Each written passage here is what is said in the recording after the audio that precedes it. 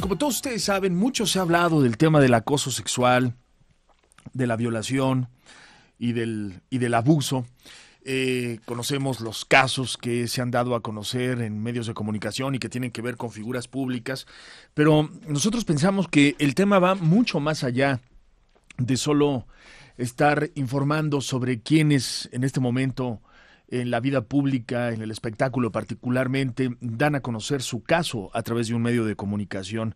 El tema, como lo hemos mencionado desde un inicio, pues es serio, es complejo y hay muchas cosas importantes de por medio cuando alguien señala a otra persona como su acosador, como una persona que haya abusado de ella o de él, porque hay que decirlo con todas sus letras. El acoso sexual, el abuso sexual, la violación no es un tema únicamente que compete a las mujeres, hay casos también de hombres que han sufrido este tipo de abusos. Y pues bueno, para entrar más en detalle sobre este delicado tema, le he pedido a un especialista en el tema, al abogado Guillermo Urosa Flores, el licenciado Guillermo Urosa Flores, abogado penalista de Urosa Abogados, que nos haga el favor de abrir la conversación con nosotros acerca del acoso sexual, del abuso y de la violación. Abogado, muchísimas gracias por tu tiempo, te agradezco mucho la comunicación. Hola Javier, ¿cómo estás? Buenos días. Buenos días, abogado. Pues vamos a comenzar por el principio, por lo básico, por lo que parece obvio, porque luego estos detalles cuando se pierden, pues también se pierden otras muchas cosas importantes que nos dan la capacidad de entender el problema de raíz, Guillermo. Entonces, me encantaría comenzar contigo abriendo la conversación sobre cómo tipifica la ley el acoso y abuso sexual aquí en México. Sí, mira Javier, los delitos que has mencionado se encuentran tipificados en el Código Penal para la Ciudad de México. Los tipifica de la siguiente manera: por abuso sexual se entiende al que sin consentimiento de una persona y sin el propósito de llegar a la cópula, ejecute un acto sexual, la obligue a observarlo o lo haga ejecutarlo. A diferencia del acoso sexual, que es a quien solicite favores sexuales para sí o para una tercera persona, o realice una conducta de naturaleza sexual indeseable para quien la recibe, que le cause un daño, sufrimiento psicoemocional y que lesione su dignidad. Uh-huh. ¿Y en el caso de la violación, abogado? Por violación es al que por medio de violencia físico-moral realice cópula con persona de cualquier sexo. Uh-huh. Por cópula se debe entender, en estricto sentido, la introducción del pene en el cuerpo humano por vía vaginal, anal o bucal. Uh-huh. Sin embargo, bueno, por violación también existe la posibilidad de que se lleve a cabo por la introducción de cualquier otro objeto o instrumento diferente al miembro viril, que también se realice por violencia física o moral en alguna cavidad vaginal o anal. Esto es interesante porque puedo entender que un hombre no puede ser violado bajo este concepto. Sí podría ser. Tenemos que distinguir entre la violación propiamente dicha, que es cuando se introduce el pene en la vía vaginal, anal o bucal.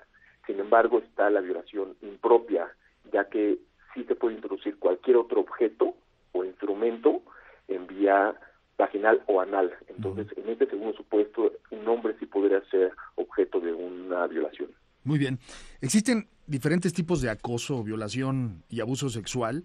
En caso de que esto sea afirmativo, ¿la ley los castiga de diferente manera, abogado? Mira, existe en el caso de violación una violación equiparada, que es cuando se lleva a cabo en perjuicio de otra persona que no tiene capacidad de comprender el significado del hecho que está sucediendo o no puede resistirlo. Esta es una violación equiparada y se sanciona de la misma manera. Solamente en ese tipo de delitos existen agravantes, que en este segundo supuesto de violación equiparada, si se realiza esta violación a través de violencia físico-moral, se aumenta la pena de prisión. Uh-huh. Es el mismo caso en el tema del abuso sexual. También existe un agravante. La conducta se tipifica de la misma manera, sin embargo, si también existe violencia física o moral, se aumenta la pena de prisión. ¿Cuándo alguien te puede acusar o señalar por esto? Pues está sucediendo en estos momentos. Entonces, no existe un mecanismo legal que prohíba a las personas el poderse expresar y manifestar lo que en algún momento le sucedió. Entonces, ellos pueden salir y manifestar lo que pasó sin ningún inconveniente. Aquí el tema es que no existe ya tipificado el delito de difamación, por lo cual no se podría proceder penalmente en contra de las personas que están señalando a otras diversas, como los abusadores o acosadores. Sin embargo, existe la posibilidad de presentar una demanda de daño moral cuando estos señalamientos afectan la vida privada, el honor o, sentimientos de cualquier persona, ¿no? El tiempo para señalar a alguien por algún delito de este tipo no importa, ¿verdad? Alguien te puede acusar o señalar de acoso, abuso o violación después de mucho tiempo, abogado. Mira, para este tipo de delitos hay que hacer una distinción. Por lo que respecta al delito de abuso sexual y de acoso sexual, son delitos que se persiguen por querella. Esto es a petición de la parte ofendida. Entonces, una vez que suceden estos hechos, la víctima tiene un año para presentar su querella. Un año. Un año. Así es, un año a partir del momento en que sucedieron los hechos. Y en el caso de violación, se tiene 3 años para presentar la denuncia. Para que el Ministerio Público pueda iniciar con la investigación del delito. Y el delito se persigue de la misma forma, ¿no? De la misma forma, se tiene que presentar una denuncia o querella ante el Ministerio Público. El Ministerio Público, una vez que tiene conocimiento de estos hechos, empieza con los actos de investigación, empieza a recabar antecedentes de investigación o datos de prueba que hagan sustentar que existe un hecho calificado como delito por la ley y haga probable que una persona haya cometido esa conducta en específico. Y una vez que recabe todos estos elementos, solicitará una audiencia para formular imputación para que esta persona se entere del que está siendo investigado por este tipo de delitos.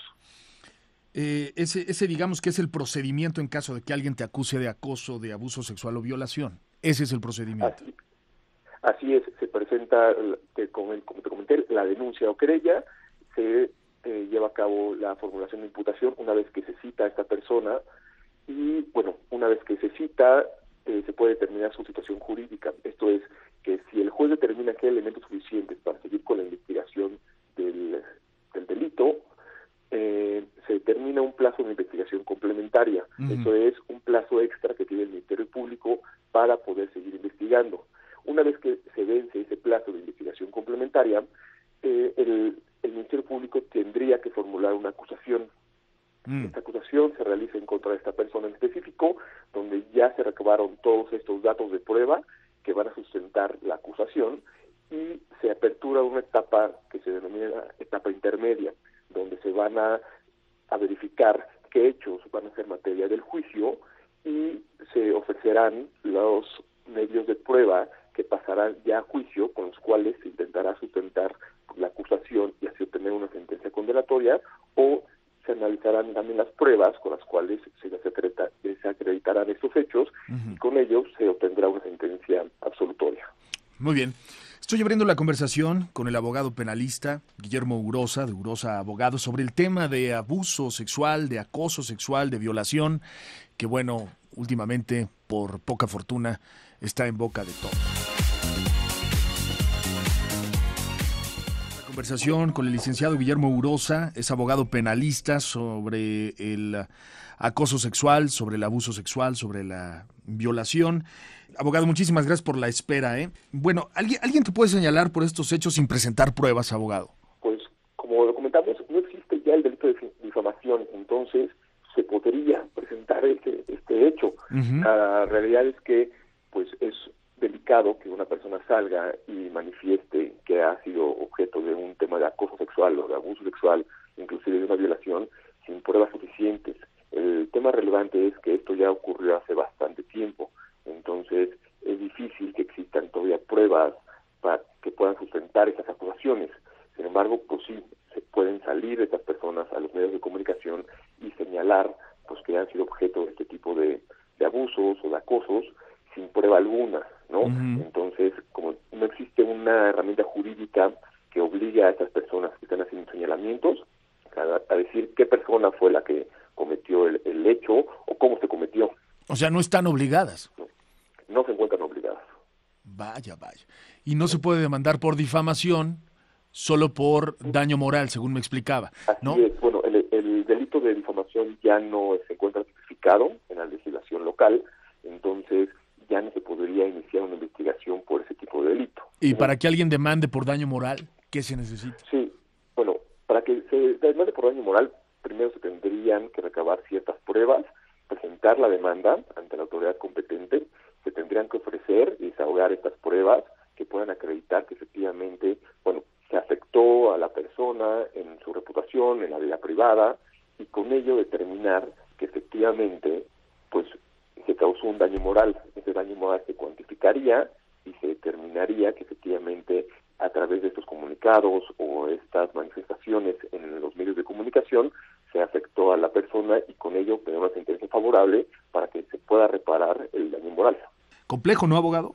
Sí, es un poco complejo en virtud de que no existe un medio jurídico que pueda obligar a estas personas a limitar su libertad de expresión haciendo esos señalamientos sin contar con estas pruebas que puedan acreditar su dicho. Entonces cualquier persona puede señalar a cualquier otra por estos temas, ¿no? Así es.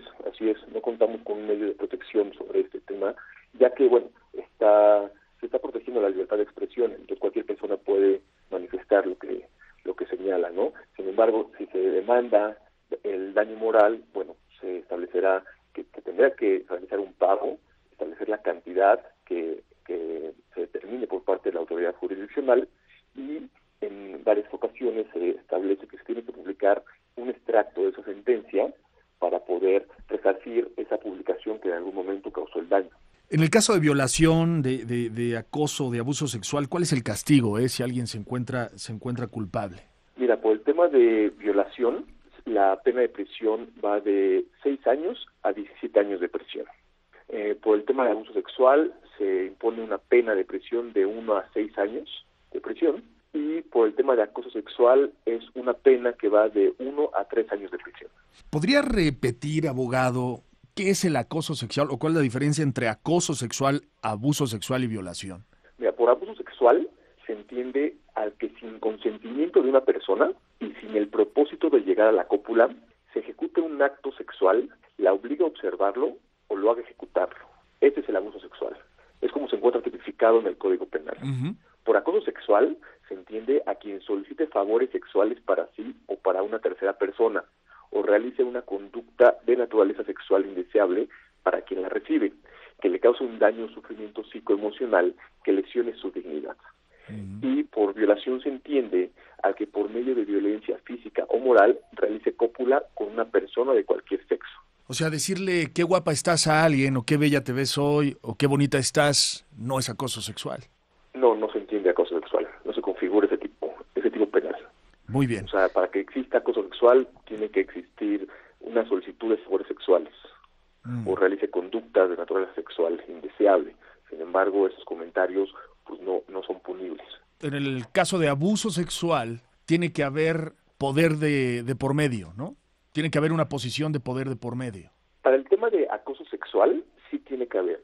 Existe este tema que es un agravante cuando existe una relación jerárquica derivada de relaciones laborales o docentes o cualquier otra situación específica que implique una subordinación entre la parte agresora y la víctima. Uh-huh. Entonces, para el caso de acoso sexual existe este agravante y la pena de prisión que habíamos comentado de 1 a 3 años se incrementaría en una tercera parte.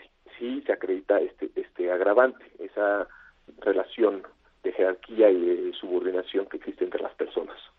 Abogado, a su parecer, ¿por qué en las denuncias que se presentaron aquí en México por parte de algunas actrices están omitiendo el nombre de sus presuntos abusadores? Entiendo que estos hechos sucedieron ya hace bastante tiempo, entonces a lo mejor no existe la posibilidad de poder acreditar un delito en contra de estas personas porque ya pasó el tiempo necesario para presentar la denuncia o querella, o simplemente pues tienen algún tipo de incertidumbre o miedo de señalar a estas personas. No sé si existe algún tipo de represalia en contra de ellas. Sin embargo, pues es complicado que no se señale a las personas, que no se presente ante la autoridad competente a presentar esta denuncia o querella. Simplemente se hacen esos pronunciamientos al aire sin hacer una imputación directa en contra de personas específicas. Y en el caso específico de Carla Souza, por ejemplo, y después de este comunicado que dio a conocer la empresa Televisa, ¿Carla estaría obligada a dar a conocer el nombre de su violador?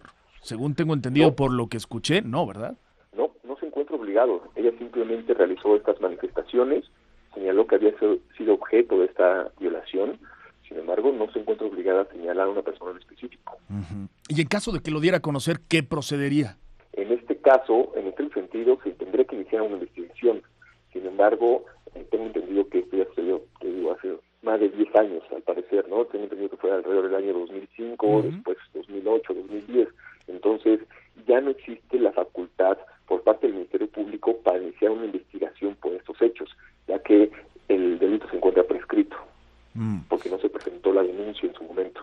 Y en el caso del señor Gustavo Loza, que fue señalado por esta empresa televisiva a través de un comunicado en un noticiero importante en cadena nacional, ¿qué procede tanto para él como para la empresa, abogado? Pues en este caso el único afectado es Gustavo Loza. Es quien tendría que ejercer las acciones legales conducentes si es su deseo de ser reparado el daño, si efectivamente o existe un daño moral, uh-huh. ¿no? Entonces él tendría que ejercer ese tipo de acciones. Estoy conversando con el licenciado Guillermo Urosa, de Urosa Abogados. Él es abogado penalista sobre el tema de acoso sexual, abuso sexual, violación.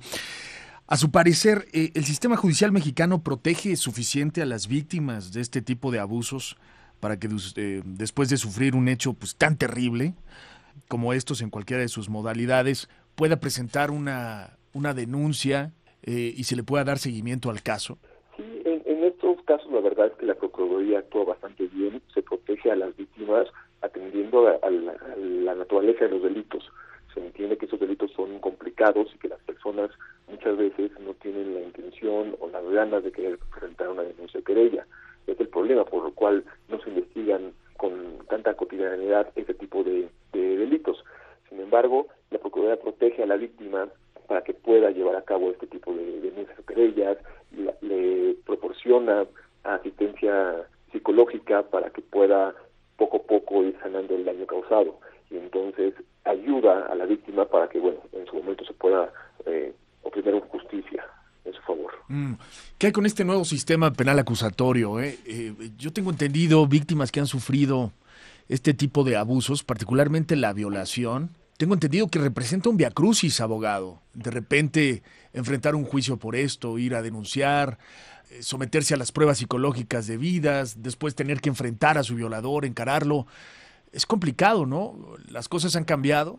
Sí, mira, te comento, con este nuevo sistema es un sistema muy garantista, donde se protege desde un inicio el principio de presunción de inocencia de la persona indiciada. Hasta que no existan datos que hagan presumir que efectivamente existe un hecho delictivo, no se podría proceder penalmente en contra de esta persona. Se tiene que presentar la denuncia, se atiende a la víctima, se busca que no esté recordando ese tipo de conductas de las cuales fue objeto para evitar una doble victimización de los hechos, pero bueno, se tiene que presentar la denuncia, se tienen que hacer las investigaciones conducentes. Sí estamos en frente de un sistema más garantista, pero que también provoca que se pueda obtener justicia mucho más rápido que el sistema jurídico anterior, y por ello pues se tendría que presentar esta denuncia y querella con el fin de que las víctimas obtengan una reparación del daño causado. Muy bien.